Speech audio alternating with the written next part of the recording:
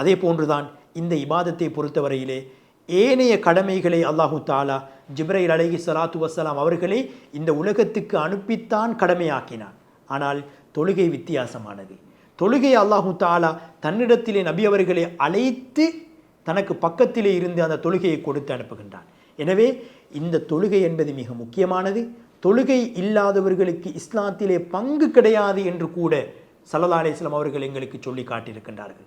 எனவே நாம் ஒவ்வொருவரும் இந்த நோன்பை நோற்றிருக்கக்கூடிய நிலையில் கூட அந்த தொழுகையை விடாது முன்பின் சுன்னாக்களையும், துஹாவுடைய தொழுகையாக இருக்கலாம், வித்ருடைய தொழுகையாக இருக்கலாம், தஹஜ்ஜுடைய தொழுகையாக இருக்கலாம், அவ்வாபீனாக இருக்கலாம், இவற்றிலே நாம் கண்ணும் கருத்துமாக அந்தந்த நேரத்துக்கு அவற்றை நிறைவேற்றுவதற்கு நாம் ஒவ்வொருவரும் முயற்சிக்க வேண்டும். எனவே அல்லாஹு தாலா இந்த ஃபரலான நோன்பை நோற்றிருக்கக்கூடிய நேரத்திலே அவனால் கடமையாக்கப்பட்ட அந்த ஃபரலான தொழுகையிலும் சுன்னத்தான நஃபிலான உஃபரியான அந்த தொழுகைகளிலும் நல்ல முறையிலே நிறைவேற்றுவதற்கு எல்லாம் வல்ல அல்லாஹு தாலா நம் அனைவருக்கும் தௌஃபீக் செய்வானாக.